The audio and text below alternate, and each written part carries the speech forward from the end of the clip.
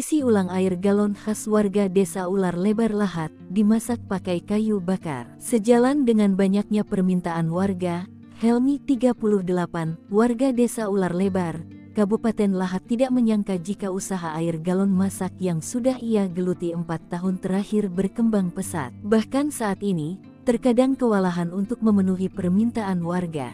Laris manis usaha air galon yang digeluti Helmi, tidak lepas karena air yang dijual kepada pelanggan tersebut diolah dengan baik dan higienis. Mengambil bahan baku air langsung dari mata air yang tidak tercemar, air terlebih dahulu dimasak menggunakan kayu bakar hingga mendidih. Kemudian, setelah dilakukan pendinginan air disaring menggunakan filter air sehingga air benar-benar bersih dan enak saat diminum. Tak hanya itu, setiap kali pelanggan membeli galon milik pelanggan dicuci hingga galon tersebut benar-benar bersih. Strategi inilah yang kemudian membuat warga kota Lahat khususnya warga di lingkungan usaha milik Helmi, selalu membeli air galon masak tersebut. Di ungkapan Helmi, usaha yang ia lakoni saat ini dimulai sejak tahun 2020 yang lalu. Kediamannya yang dikelilingi perumahan warga membuat potensi usaha air galon masak cocok untuk digeluti. Helmi pun kemudian mencoba dengan memulai jasa pembelian air masak galon dengan 20 galon.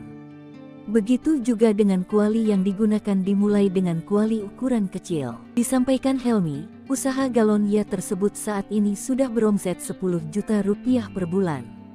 Dia pun saat ini tengah berusaha untuk meningkatkan kapasitas tempat masak air lantaran saat ini kuali yang ia gunakan hanya bisa menampung atau memasak 200 liter saja per hari. Dikatakannya, untuk 1 galon jika pelanggan mengantar sendiri galonnya Rp5.000.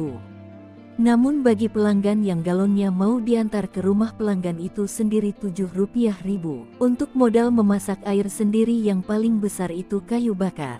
Satu mobil jenis pick-up harga kayu bakar Rp30.000 itu hanya untuk persediaan sampai 3 hari.